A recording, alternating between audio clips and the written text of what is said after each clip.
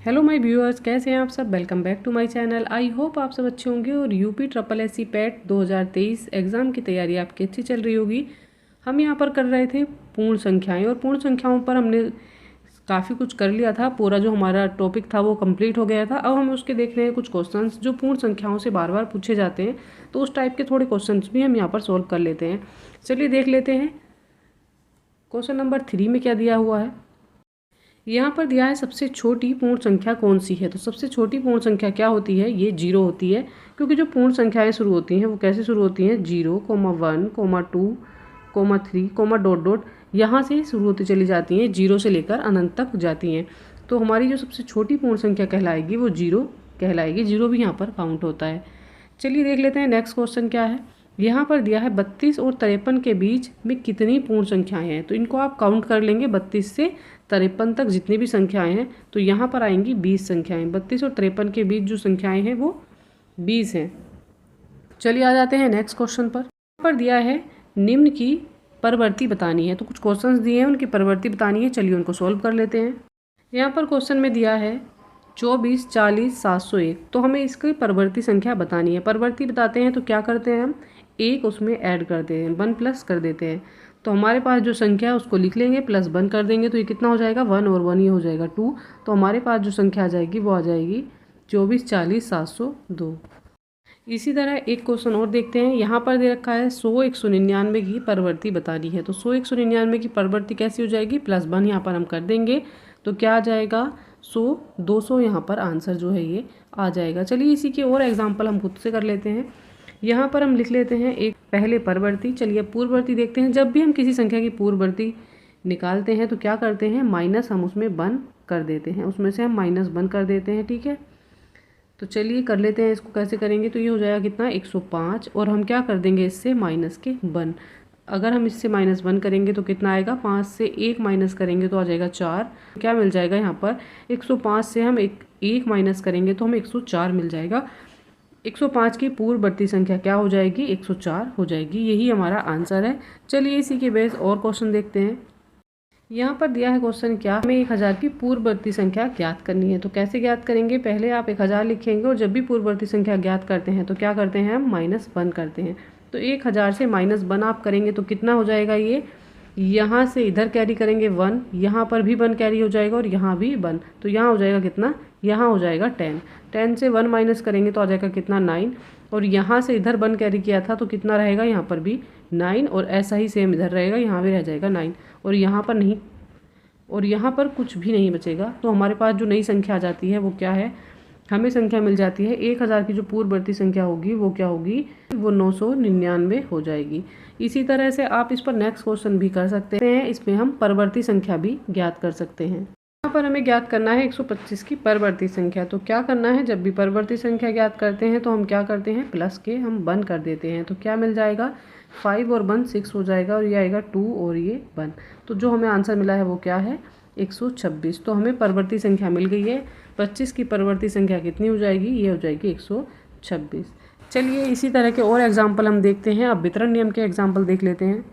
यहाँ पर क्या दिया है, वितरण प्रगुण का प्रयोग करके निम्नलिखित में से प्रत्येक का गुणनफल ज्ञात कीजिए। तो हमें प्रत्येक का गुणनफल ज्ञात करना है। तो कैसे करेंगे, एक संख्या इन्होंने दे रखी है 487, और उसकी मल्टीप्लाई कितने से हो रही है, 1008 से। तो हमें क्या करना है, 487 को हम ऐसे ही रहने देंगे। 1000 जो संख्या हज़ार के या दशक के या इकाई के करीब होती है, उसी को सोल्व करते हैं। तो यहाँ पर 1008 ही है, तो हम इसी को सोल्व कर लेते हैं। तो क्या करेंगे, हम 1000 को इसमें अलग कर देंगे और +8 को अलग कर देंगे।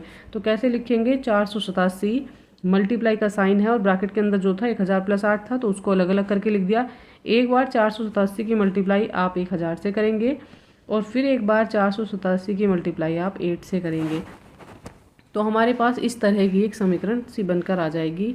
अब हम इसको सोल्व कर लेंगे। 1000 की इससे मल्टीप्लाई करेंगे और 487 की यहाँ पर मल्टीप्लाई कर लेंगे तो हमें 3896 मिल जाएगा, और हमारा आंसर जो है ये आ जाएगा। चलिए इसी के बेस एक एग्जांपल और कर लेते हैं। 2 × 105 हमें करना है और ये वितरण नियम से ही सॉल्व करना है। तो 2 लिख लेंगे और मल्टीप्लाई का साइन लगा देंगे, क्योंकि 2 ऑलरेडी इतना छोटा है, आप उसको और छोटा नहीं कर सकते हैं। ब्रैकेट में क्या आ जाएगा, यहाँ पर आ जाएगा 100 और प्लस के 5। हम 105 को तोड़ लेंगे किस में, 100 + 5 में। अब हमें करना क्या है, अब हमें 2 की मल्टीप्लाई पहले 100 से करनी है। तो कितना आ जाएगा, 2 × 2 और ये 2 0 हैं, इनको आप ऐसे ही लिख देंगे। तो क्या आ जाएगा, 200। 100 दूनी 200। अब यहाँ पर किस चीज़ का साइन है, प्लस का, तो आप प्लस लगा देंगे। यहाँ पर कितना हो जाएगा, 5 की मल्टीप्लाई अब 2 से की जाएगी। 2 की मल्टीप्लाई पहले आपने 100 से की, फिर 2 की मल्टीप्लाई नेक्स्ट नंबर से भी करनी है। 2 पंजे कितना हो जाएगा यहाँ पर, 10। तो कितना हो गया ये हो गया हमारा 210। तो ये सही तरीका है कैलकुलेशन करने का, इजी भी हो जाता है। कितनी भी बड़ी कैलकुलेशन आप करें तो ऐसे फैक्टर करके करते हैं, ऐसे पार्ट्स में करके करते हैं तो ईजी पड़ती है। तो ये इस तरह से सोल्व हो जाएगा। डायरेक्ट इसकी मल्टीप्लाई करेंगे, 105 दूनी कितना आएगा, तो भी 210 आएगा। और ऐसे करके करते हैं तो भी 210 आएगा। पर हमेशा ऐसा संभव नहीं होता है कि आप बड़ी बड़ी कैलकुलेशन को ऐसे डायरेक्ट कर पाएँ, तो उसके लिए इसी तरह के फॉर्मूले लगाए जाते हैं। चलिए देख लेते हैं नेक्स्ट इसमें क्या दे रखा है। यहाँ पर दिया है 998 मल्टीप्लाई कितना है, 436। इसको हम कर रहे हैं माइनस मेथड से, हमने प्लस के लिए किया था, अब माइनस से करेंगे। तो कितना हो जाएगा, 998 मल्टीप्लाई 436। तो हम 998 को ही तोड़ लेंगे, क्योंकि ये जो है 1000 के काफ़ी नज़दीक है। तो 1000 - 2 करते हैं तो 998 मिल जाएगा। पर 436 को करते हैं तो ये नहीं मिल पाएगा। तो चलिए देख लेते हैं 1000 मल्टीप्लाई कैसे करेंगे। 1000 की पहले मल्टीप्लाई 436 से करेंगे, फिर 436 की मल्टीप्लाई हमें 2 से भी करनी है। और बीच में माइनस है तो आप माइनस का साइन लगा देंगे। इन दोनों की मल्टीप्लाई करके क्या आया, 4,36,000 आ गया है। और 436 की 2 से मल्टीप्लाई करेंगे तो 872 आएगा। और इससे माइनस कर देंगे तो हमें आंसर मिल जाएगा। चलिए इसी के जैसा हम एक एग्जाम्पल भी कर लेते हैं। यहाँ पर हम 98 की 5 से मल्टीप्लाई कर रहे हैं। तो चलिए इसको कैसे सॉल्व करेंगे। यहाँ पर 98 जो है 100 के काफ़ी नज़दीक है। तो हम क्या करेंगे, 100 माइनस के 2 कर लेंगे। तो ये क्या हो जाएगा, 100 में से 2 आप माइनस करेंगे तो क्या आ जाएगा, 98 आ जाएगा। अर्थात 98 मिल जाएगा। मल्टीप्लाई का साइन और 5 है तो इसको ऐसे ही लिख देंगे। अब पहले 5 की मल्टीप्लाई 100 से करेंगे। तो 5 की 100 से मल्टीप्लाई करेंगे, कितना आ जाएगा, 500 500 और 5 बन जाएगा 5। तो ये कितना आ जाएगा, ये आ जाएगा, हमें मिल जाएगा। ये कितना आ जाएगा यहाँ पर, ये आ जाएगा 500। माइनस का साइन है, माइनस लगा देंगे। 5 दूनी कितना हो जाएगा, ये 10 हो जाएगा। और बराबर कितना हो जाएगा, 500 से आप 10 माइनस करेंगे तो कितना आएगा, ये आएगा 490। 490 जो है ये हमारा आंसर आ गया। तो यहाँ पर जो आंसर आ गया है 490 आ गया है। अगर आप 98 की 5 से मल्टीप्लाई करेंगे तो भी यही सब आएगा। चलिए देख लेते हैं। यहाँ पर हम 98 की डायरेक्ट मल्टीप्लाई कर लेंगे। तो कैसे करेंगे, आप सिंपल तरीके से लिखकर कर सकते हैं। जिनको मल्टीप्लाई नहीं आती मैं उनके लिए कर रही हूँ। तो देख लीजिए, बिल्कुल बेसिक से कर रही हूँ। 5 अट्ठे कितने होते हैं, यहाँ पर 40। कैरी कितना हो जाएगा, 4।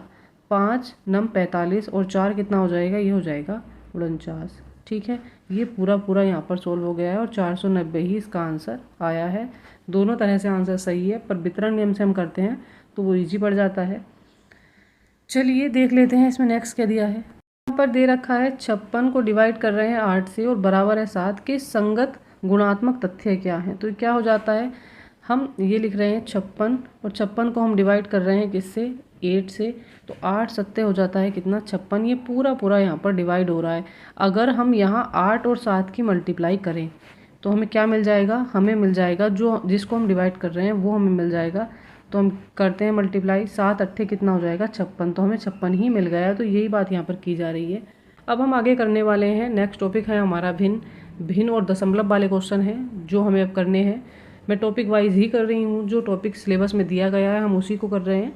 तो चलिए अच्छी तैयारी के लिए मेरे साथ बने रहिएगा। बाद में हम इसके प्रैक्टिस सेट और भी करेंगे और ज़्यादा प्रैक्टिस सेट लेकर आएंगे। फिलहाल हम जो टॉपिक है उनको क्लियर करते जा रहे हैं, जिससे कि आपको प्रैक्टिस सेट लगाने में कोई प्रॉब्लम ना आए, आपको कोई डाउट ना रहे। आप अगर एक बार टॉपिक को अच्छे से समझ लेंगे, डीपली समझ लेंगे, तो आप जो है प्रैक्टिस सेट भी इजीली कर पाएंगे। अगर आप चैनल पर नए हैं और आपने अब तक कोई वीडियो नहीं देखी है तो प्लीज़ जाइए चैनल को सब्सक्राइब कीजिए और प्लेलिस्ट में जाकर बाकी सारी वीडियो देख लीजिएगा। अच्छी तैयारी के लिए मेरे साथ बने रहिएगा।